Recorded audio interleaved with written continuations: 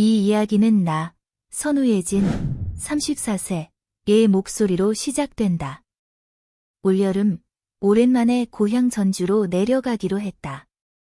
남편 지훈은 대학교에서 강의하느라 늘 바빴고, 이번에도 결국, 이번엔 아버지랑 다녀와, 난 못 갈 것 같아, 라며 조용히 말을 돌렸다. 시원섭섭한 마음으로 짐을 쌌다. 라이트 핑크의 여행용 캐리어, 안에는 단정하지만 나를 기분 좋게 해줄 몇 벌의 옷들. 흰색 민소매 티셔츠와 검정 슬랙스, 그리고 속에는 살구빛 레이스가 은은한 란제리를 고이 접어 넣었다. 누가 보지 않더라도 내 아내 여자를 위해.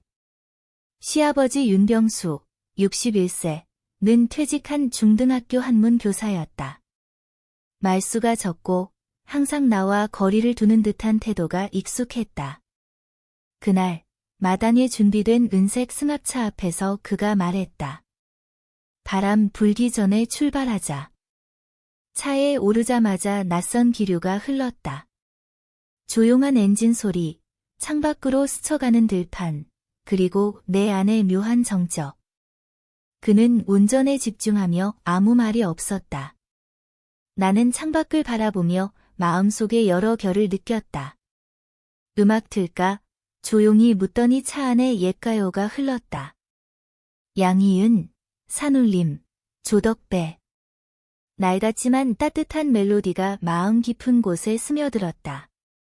내 어머니랑 이 노래 들으며 자주 드라이브 했었지. 그의 말에 나도 모르게 웃었다. 로맨티스트셨네요. 그는 작게 웃었다. 조용한 그 순간, 창문에 비친 나의 모습에 눈이 멎었다. 흰 민소매는 부드럽게 몸을 감싸고 있었고, 검은 슬랙스 너머로 허리선이 자연스럽게 드러나 있었다. 그의 눈빛이 잠시 내 쪽으로 스친 것을 느꼈지만, 그는 말하지 않았다. 마치 일부러 외면한 듯, 하지만 나도 알았다. 그가 느꼈다는 것을. 길은 길었다. 해질 무렵, 전라북도 장수 인근 작은 호숫가에 도착했다. 오늘 밤은 여기서 쉬자. 그가 차를 멈췄고 나는 스테인리스 텀블러에 보이차를 담아 작은 야외 테이블에 올려두었다. 얇은 베이지색 니트 가디건을 걸치고 안에는 새하얀 면 티와 회색 린넨 반바지를 입었다. 밤이 되자 차 안은 작지만 아늑했다. 2단 접이식 침대에서 나는 윗칸을 골랐다. 높아서 바깥이 잘 보였기 때문이다. 잠들기 전 머리를 풀고 빗질하고 있는데 뒤에서 그가 내 쪽을 바라보는 기운이 느껴졌다. 아무 말도 하지 않았지만 공기 속에 묘한 긴장감이 떠올랐다. 잠에 들기 전 처음으로 느꼈다. 누군가가 나를 여자라는 존재로 바라봤다는 감각. 그리고 그게 낯설지 않다는 사실. 아침은 조용히 시작되었다. 호수 옆 작은 풀숲에는 안개가 은은하게 피어올랐고 차 안은 아직 어둑어둑했다. 나는 윗칸 침대에서 천천히 몸을 일으켰다. 머리를 뒤로 쓸어 넘기며 아래를 내려다보니 병수 아버님이 이미 깨어 있었다. 그러나 눈은 감고 있었고 얼굴은 내 쪽을 향해 있었기에 왠지 모르게 바라보고 있었던 것 같은 기분이 들었다. 그 순간 내 몸이 조금씩 드러났다는 걸 깨달았다. 밤새 뒤척였는지 흰 민소매 티는 올라가 있었고 복부의 곡선이 살짝 드러나 있었다. 회색면 반바지는 여전히 그대로였지만 그의 시선이 내게 닿는 그 찰나의 공기가 달라졌음을 나는 느꼈다. 그는 아무 말 없이 조용히 눈을 떴고 나도 그를 똑바로 바라보았다. 그 침묵 속에서 우리가 똑같은 것을 느꼈음을 확신했다.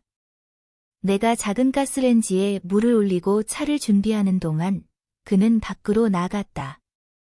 얇은 트레이닝 팬츠 위로는 살짝 구김진 셔츠를 걸쳐 입었고 바람은 여전히 선선했다. 나는 얇은 파스텔톤 가디건을 걸치고 컵 2개를 들고 밖으로 나갔다. 그는 나무 의자에 앉아 있었다. 이렇게 조용한 아침, 오랜만이네요. 내가 먼저 말을 건넸다. 맞아. 요즘은 조용함도 사치야. 말을 이어가던 그는 갑자기 고개를 돌려 나를 바라보며 물었다. 너, 가끔 너무 혼자라고 느낀 적 있어? 나는 대답을 하지 못했다. 목이 메었고 대답 대신 조용히 그에게 차를 건넸다. 컵을 받을 때 그의 손가락이 내 손등을 스쳤다. 그 짧은 접촉에 나는 심장이 순간적으로 빨리 뛰는 걸 느꼈다. 그는 말없이 손을 거둬들였지만 나의 눈빛은 이미 모든 걸 드러내고 있었다. 그날 우리는 근처 작은 편의점에 들렀다. 나는 레몬 탄산수를 집었고 그는 고구마 칩과 작은 바닐라 아이스크림을 골랐다. 계산대 앞에서 내가 지갑을 꺼내려 하자. 내가 살게. 조용하지만 단호한 말이었다. 차로 돌아오는 길, 그는 나에게 아이스크림을 내밀며 물었다. 열어줄까? 나는 고개를 끄덕였다. 그의 손은 부드럽고 섬세했으며 아이스크림 봉지를 조심스럽게 벗기고 있었다. 나는 그 손끝의 움직임조차 집중하고 있었다. 그때 나는 베이지색 헐렁한 원피스를 입고 있었다. 야은 원단은 햇살 아래 실루엣을 비쳤고 속에는 피부색의 심플한 란제리를 입고 있었다. 겉으로는 단정하지만 내면의 미묘한 긴장감은 점점 더 뚜렷해지고 있었다. 산림욕장 근처에 도착했을 때 우리는 다시 차를 멈췄다. 나는 의자를 꺼내 나무 그늘 아래 자리를 잡았다. 발등에는 얇은 베이지색 플랫 슈즈, 그 아래로 드러난 발목이 살짝 바람에 떨렸다. 그도 옆에 앉았고 조용히 말했다. 너랑 이야기하다 보면 내가 숨겨온 말들이 하나씩 떠올라. 나는 고개를 돌려 그를 바라보았다. 그 말들, 이제 꺼내도 되잖아요. 그 순간 내 옷이 내 살을 감싸는 감각을 의식하게 되었다. 흔들리는 바람에 스커트의 끝단이 허벅지 위까지 스쳤고 그 아래 입고 있던 실키한 흰색 속바지는 누구도 보지 못했지만 나는 그 존재를 느끼며 조심스러워졌다. 왜냐면 그의 눈빛이 이제 나를 여자로 바라본다는 것을 확실히 느끼고 있었기 때문이다. 그날 해는 일찍 저물었다. 전주 근교의 한적한 산속 오솔길 옆, 우리는 차를 멈췄다. 근처 작은 개울가에 병수 아버님이 조용히 말했다. 오늘은 여기서 묵자. 나는 짐을 정리하면서 캐리어에서 작은 수건과 새 옷을 꺼냈다. 걸어가면 개울 너머 나무 숲 뒤쪽에 사람이 없는 무릉덩이가 있다던 그 말이 떠올랐다. 혼자 걷기 시작했다. 잔잔한 바람이 스커트를 스치고 풀잎 사이로 새소리가 들려왔다. 바위 뒤에서 조심스레 속옷을 벗고 연분홍색의 원피스형 수영복으로 갈아입었다. 노출은 적었지만 몸의 곡선을 따라 부드럽게 흐르는 디자인이었다. 물을 디디자 한기가 들어왔지만 금세 온몸이 맑아졌다. 나는 눈을 감고 천천히 숨을 들이마셨다. 이상하게도 이 순간에도 그의 얼굴이 떠올랐다. 잠깐이지만 내 안의 여자가 깨어난 느낌이었다. 돌아가는 길, 머리카락은 젖은 채로 어깨 위에 흘러내렸고 나는 바닥까지 닿는 얇은 회색 가운을 걸쳤다. 차에 도착해 문을 열자 병수 아버님은 안에서 물을 마시고 있었다. 눈이 마주치자 잠시 그의 동작이 멈췄다. 내 어깨 위로 물방울이 떨어졌고 그는 그걸 봤다. 하지만 아무 말 없이 시선을 돌렸다. 나는 작은 목소리로 말했다. 괜찮으세요? 그는 대답 대신 고개만 끄덕였다. 캐리어에서 파스텔 톤의 속옷 세트를 꺼냈다. 펄 없는 베이비 핑크색의 레이스 디테일이 없는 단정한 디자인. 위에는 흰색 티셔츠와 연회색 이지 팬츠를 입었다. 누구를 위해서가 아닌 나를 위해 정돈한 차림이었다. 하지만 어딘가 그가 볼 수도 있다는 생각에 조금은 더 조심스러워졌다. 해가 완전히 저물자 그는 차 앞에 작은 화로를 설치했다. 불꽃은 작았지만 우리의 그림자를 바닥에 선명하게 새겼다. 나는 커다란 머그컵에 차를 담아 들었다. 무릎 위로 담요를 덮고 앉아 있는데 바람에 티셔츠의 야른 소재가 살결에 닿았다. 지금 이 순간 내 안의 여자는 그의 옆에 있다는 것만으로도 깨어나고 있었다. 그는 내게 시선을 고정한 채 입을 열었다. 내가 나를 바라보는 눈빛이 예전하고 달라. 나는 고개를 숙였지만 숨길 수 없었다. 눈썹 사이에 걸린 감정은 벌써 들켜 있었다. 그는 한참을 말없이 내 얼굴을 바라보더니 낮은 목소리로 속삭였다. 너를 보면 오래전 어떤 여자가 생각나. 그 여자는 늘 차분했고 자기를 감추는데 익숙했지만 내가 보고 싶었던 건 그 감춰진 부분이었어.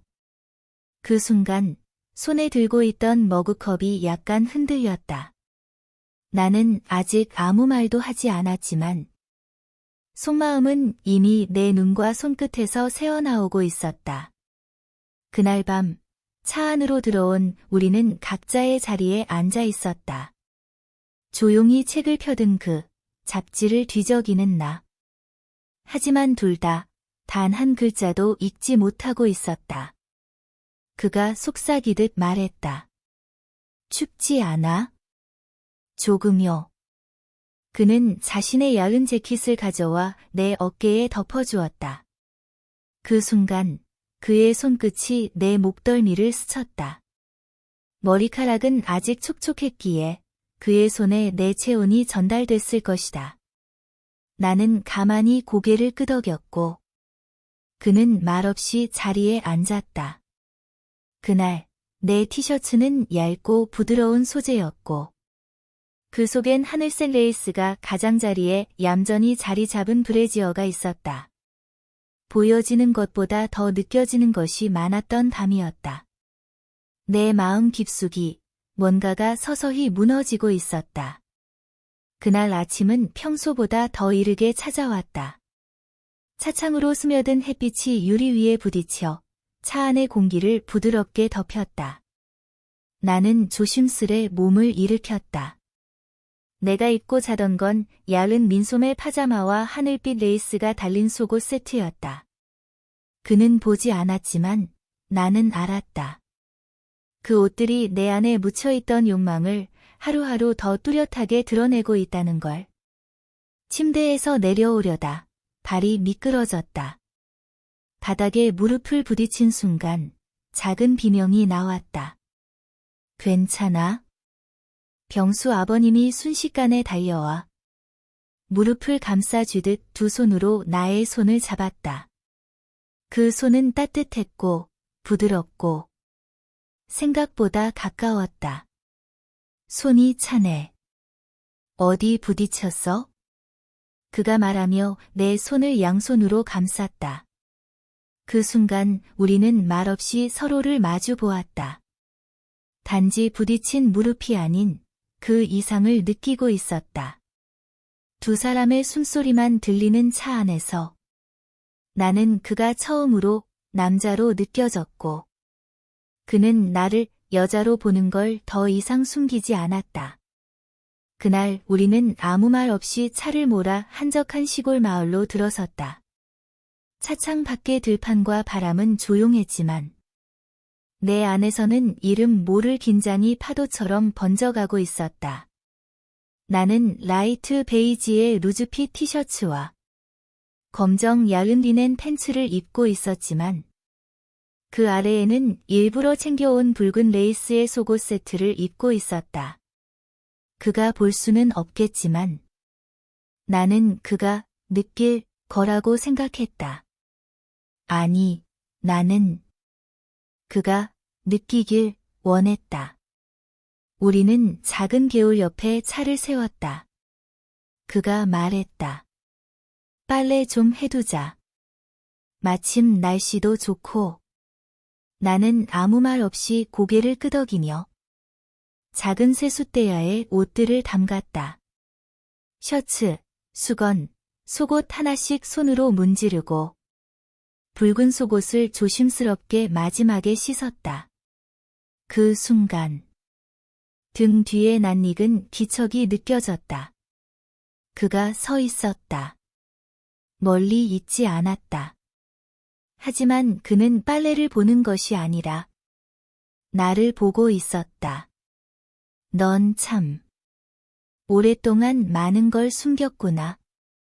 그의 말에 나는 놀라지 않았다. 오히려 오래 기다렸던 말처럼 입술이 떨리며 눈을 피했다. 부끄럽지 않냐고 묻고 싶겠지만 나는 고개를 살짝 들었다. 부끄러운 게 아니라 보여지고 싶었는지도 몰라요. 해질 무렵 우리는 말없이 걸었다. 작은 산책길, 발밑의 자갈 소리 외엔 어떤 말도 없었다. 그가 갑자기 가방에서 책을 꺼내 읽기 시작했다. 낮고 따뜻한 목소리. 하지만 단어의 의미보다도 그의 어조가 나를 감쌌다. 나는 조용히 책을 듣다가 그를 바라보았다. 그 여자는 오래도록 기다렸겠네요. 그가 책을 덮고 나를 보며 말했다. 넌 그런 여잔가 봐. 어떤 여자요? 오랫동안 알아주길 기다렸던 여자. 그 순간 내 심장이 덜컥 내려앉았다. 흰색 린넨 셔츠를 입고 있었던 나는 단추를 천천히 손끝으로 만지작거렸다. 풍경은 고요했지만 그의 시선은 바람보다 더 짙게 내 살을 스치고 있었다. 그 아래 내가 입고 있었던 하늘빛 반바지와 아침에 입은 검정 레이스 브래지어가 옷 사이로 조금씩 드러나는 듯했다. 아무도 보지 않았지만 우리는 알고 있었다. 우리는 서로를 보게 되었다는 것을. 그날 밤 우리는 다시 차 안으로 들어왔다. 바깥은 이미 어두웠고 풀벌레 소리는 유난히 선명하게 들렸다. 나는 작게 숨을 들이쉬며 침대 대신 창가 쪽에 앉았다.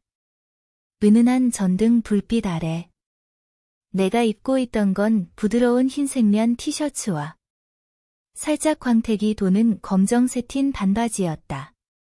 속에는 레드 컬러의 레이스 브라. 누구에게 보여주기 위한 옷은 아니었지만 이젠 더 이상 아무것도 감추고 싶지 않았다. 병수 아버님은 책을 펴고 앉아 있었지만 한 장도 넘기지 않았다. 나는 잡지를 펼쳤지만 시선은 이미 창밖으로 향해 있었다. 춥진 않아? 그가 조용히 물었다. 조금. 나는 대답했지만 손끝이 떨리는 걸 느꼈다. 그는 자신이 걸치고 있던 카디건을 벗어 조심스럽게 내 어깨에 덮어주었다. 그 순간 그의 손끝이 내 목선을 따라 닿았다. 우린 서로를 바라보았고 말없이 아주 천천히 가까워졌다. 그가 내 손을 가볍게 잡았다. 내가 내 손을 놓지 않으면? 놓고 싶지 않으면? 나는 속삭이듯 대답했다. 그 순간 침묵 속에서 모든 게 무너졌다. 이성도, 두려움도, 거리감도. 그는 내 어깨에 이마를 기댔다. 나는 그의 손을 더 깊게 감싸 쥐었다. 이건 틀린 일이야. 그가 속삭였다. 하지만 진심이에요. 내 목소리는 떨렸지만 진실했다. 우린 그날 밤 아무 말도 하지 않았지만 모든 걸 말한 듯 했다. 밤이 깊어졌고 차 안의 공기마저 뜨거워졌다. 나는 그의 옆에서 조용히 눈을 감았고, 그는 조용히 숨을 고르며 등을 돌렸다. 그리고 우리는 아무 일도 없었던 것처럼 잠들었다. 아니, 그렇게 잠들기로 했을 뿐이었다. 다음 날 아침, 나는 전보다 더 이른 시간에 눈을 떴다. 차창 밖, 아침 햇살이 사선으로 들어오고 있었다. 거울 앞에 섰다. 내 얼굴은 평온했지만 눈동자는 무언가를 견뎌낸 흔적이 있었다. 나는 새하얀 반팔 티셔츠와 내가 가장 좋아하던 네이비 컬러의 레이스 속옷을 입었다. 아무도 보지 않았고 보여주려는 것도 아니었다. 그저 나 자신을 위해서 오랜만에, 참 오랜만에 나를 위해 입었다. 짐을 챙기고 조용히 차를 정리했다. 그도 별말 없이 나를 도왔다. 출발 전 우리는 몇 번 눈이 마주쳤지만 말은 하지 않았다. 우리가 무슨 말을 하든 어차피 그건 이별을 더 아프게 만들 뿐이라는 걸 서로 알고 있었으니까. 차는 고향시 외곽에 다다랐다. 엄마의 집 앞, 그는 조용히 차를 멈췄다. 나는 캐리어를 끌고 내리며 차창 쪽을 바라봤다. 그는 운전석에 앉은 채 고개를 숙였다가 조용히 날 보았다. 짧은 고개 인사, 짧은 미소. 잘 지내? 아버님도요. 나는 그렇게 뒤돌았고 그는 차를 천천히 출발시켰다. 처음으로 나는 어떤 남자의 뒷모습을 원망이 아닌 평온으로 바라볼 수 있었다. 지훈에게 아무것도 말하지 않았다. 그럴 필요도 이유도 없었다. 하지만 나 자신에게는 많은 걸 말했다. 그 여름, 작은 차 안에서 나는 여자라는 존재를 다시 기억했고, 혼자인 채로도 완전할 수 있다는 걸 배웠다. 그 후로 삶은 변하지 않았지만 나는 변했다. 조용히, 그러나 깊게.